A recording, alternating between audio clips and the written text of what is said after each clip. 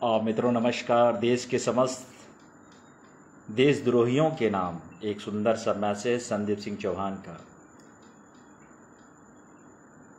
हमने कसम खाई है, हमने जन्म लिया है, यह देश पवित्र आत्माओं का एक जीता जागता मंदिर की तरह एक ऐसा आदर्श भारत देश है जहाँ के मिट्टियों में एक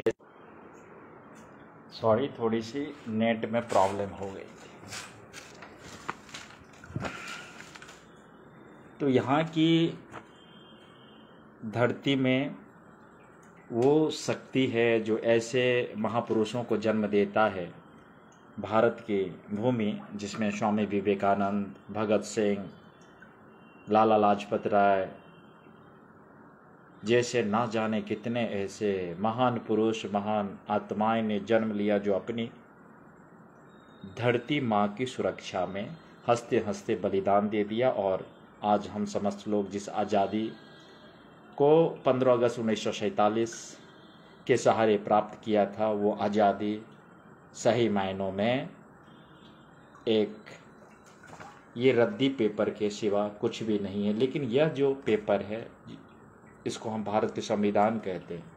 ये भारत के संविधान हमें जीने की एक ऐसा मार्ग तैयार करती है जिसके बल हम किसी भी जाति, धर्म और किसी भी पैसे, रोजगार या किसी भी क्षेत्र समुदाय से हों, हम अपने देश के उज्जवल भविष्य के साथ अपनी भी उज्जवल और बेहतर भविष्य के लिए वर्तमान को सही तरीकों से उपयोग करेंगे, ना कि बिहार पुलिस प्रशासन की तरह से जो न सिर्फ गैर जिम्मेवाराना काम किया है बल्कि इनके समस्त विंग्स जितने भी विभाग है एक देशद्रोही संस्था है। आज जिस डिजिटल दुनिया की बातें चल रही है, डिजिटल क्रांति की बातें हुई, सत्ता तक परिवर्तन हो गया नेपाल में। एक एक जनप्रतिनिधियों को, मंत्री विधायक को, प्रधानमंत्री को, राष्ट्रपति को, राज्यपाल भी होंगे, उनको पुलिस प्रशासन के बड़े अधिकारियों को दौड़ा दौड़ा करके नंगा पिटाई किया है नेपाल में। हमारे ही जैसे लोगों ने, आपके ही जैसे लोगों ने जो आज इस वीडियो को देख रहा है, लेकिन तमाशा बन के नहीं देखना है बल्कि आपके अंदर वो ज्वाला को मैं एक नई ऊर्जा देने का काम करने के एकमात्र उद्देश्य से आया नहीं हूँ बल्कि आते रहता हूँ। तमाम परिदृश्यों पे, तमाम घटनाओं पे हमारी एक एक नज़र होती है। एंटी क्राइम ब्यूरो का यही काम है। आपके पास दो ही विकल्प है, या तो आप क्राइम करो या एंटी क्राइम बन जाओ। तो एंटी क्राइम यानी ATC बन करके आपको art of life by S Chauhan का सदस्यता ग्रहण कर लेना है, जिस सदस्यता ग्रहण करने के साथ आपको 1,25,00,000 रुपया की यह गारंटी योजना है, जो कि 125 लाख करोड़ जो है वो बंटना है। किन लोगों में कैसे बंटना है उसका भी पहले से ही खाका तैयार है। फिर 90,000 लाख करोड़ महासंघ जो है रुपया है वो भी 900 करोड़ विश्व के लोगों में बटेगा। क्योंकि भारत यदि आज कोहिनूर हीरा है, भारत यदि विश्व को आध्यात्मिक ऊंचाइयों को प्रदान करने वाला एकमात्र देश है, तो भारत ही आपकी नैया को पार करने वाला एक सच्चा साथी है। यहाँ पर जो भारत में दिखाई देता है, आप सब लोग जो जानते हैं, ये सत्य, अहिंसा और करुणा के मार्ग पर चलने वाला हमारा देश भारत है।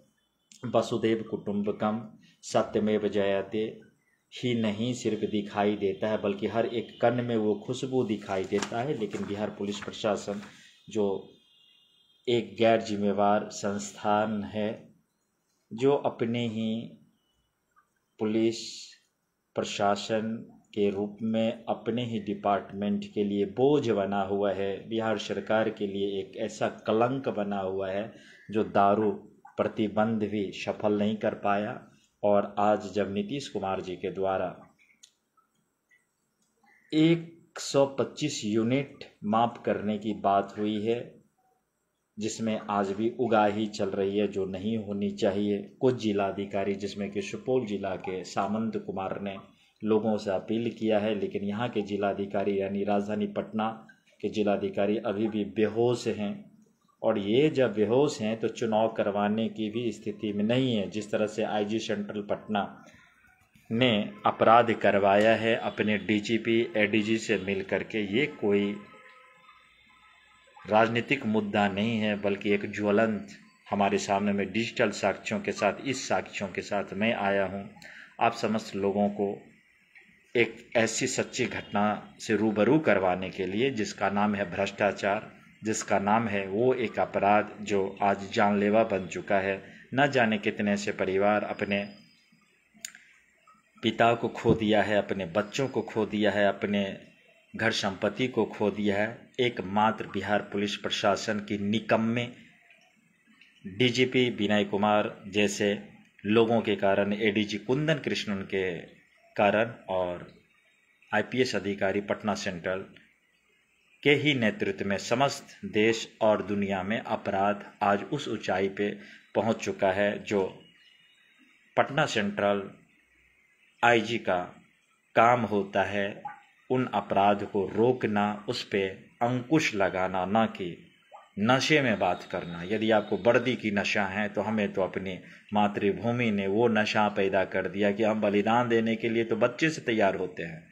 आईजी जितेंद्र राणा, आपकी वो हाल मैं कर दूंगा इस सोशल मीडिया पे कि नाक रगड़ करके आप उस स्थिति में भी नहीं रहोगे जिस स्थिति में आप ये सोचते हो कि आप एक आईपीएस अधिकारी है, जो चाह लोगे वो कर लूँगा। तो मैं आपकी तमाम आईपीएस अधिकारियों को चैलेंज देता हूँ, सब के सब एक चोर हो, देशद्रोही हो, पागल हो, निकम्मा हो, वर्दी में गुंडा हो, तुम ही एक अपराधी हो, तुम ही शैतान हो, तुम ही भारत का कलंक हो। यदि भारत का कलंक हो, यदि तुम भ्रष्टाचारी हो तो तुमको नेपाल की तरह नहीं बल्कि उससे भी गलत ढंग से गंदे नाले में एक एक ऐसे अधिकारियों को वर्दी उतरवा करके, चूड़ी पहना करके गंदी नाले में धकेलते हुए नेपाल के रास्ते वहां पहुंचा देना है, जहां पे वहां के छोटे छोटे बच्चों आपको कुटाई करेगा। यही अभियान Bharat Bachao Andolan art of life by S S. Chauhan Bharat मेटा है, जो कहता है डिजिटल साक्ष्यों के साथ कहता है। और आप लोग नहीं सुधरने वाले तो आप लोगों को सुधार देगी यहाँ की भारत की जनता। चूँकि भारत की जनता जब जगती है तो फिर हिमालय भी अपना अस्तित्व के साथ भारत की सुरक्षा प्रहरी में जिस तरह से खरे एक भारत के सपूत होने का गौरव प्राप्त किया है, उसी तरह से हम भारत के हर एक लोग भारत की संतान है और अपनी बलिदान देने के लिए तैयार हैं। लेकिन बिहार पुलिस प्रशासन सबसे पहले भागने वाला चोर निकम्मा यह है। और आज इनकी एक भी पुलिस अधिकारियों की हेकरी नहीं है, जुबान नहीं है कि हमारे आमने सामने वार्तालाप कर सके। सबके सब चोर है, सबके सब आतंकवादी है, सबके सब देशद्रोही हो। ये मैं नहीं कहता, ये डिजिटल साक्ष्य के साथ संदीप सिंह चौहान कहता है। ये एआई, यदि ये दुनिया है तो एआई का लीडर है संदीप सिंह चौहान, और मैं इंसान हूँ। और इंसान के दिमाग से एआई चलेगा तो एआई बहुत ही बेहतरीन ढंग से काम करेगा। और अमेरिका आप पर क्यों नहीं टैरिफ लगाए? मोदी साहब, आप कौन से काम अच्छे किए हो? आप तो देश के टैक्स को ही लूट लिए, आप तो आम जनता को ही लुटेरा बने हुए हैं। और आप यदि सुरक्षा के नाम पे 35% तक टैक्स लेते हैं हमारी डिजिटल एसेट पे, तो हम 50% एसेट दे करके अमेरिका से गुहार लगाएंगे कि भैया हमारे देश को इन कुकर्मों से, इन बिहार पुलिस प्रशासन के नालायकों से, ऐसे देश के प्रधानमंत्रियों से सुरक्षा प्रदान करो जो हमारे ही देश को लूटता है और भाई भाई में, माँ बाप में, माँ के नाम पे राजनीति करता है। ये चोर चट्टा जितने भी हैं, तो बहुत बहुत दिल से धन्यवाद। बहुत कुछ बोलूँगा, बोलते रहूँगा, नींद से जगाऊँगा, हर एक भारत के लोग जगे, यही मेरा आह्वान है। दशहरा पूजा आने वाला है, जगिए। बहुत बहुत दिन से धन्यवाद। आपका दिन शुभ हो। जय श्री राम।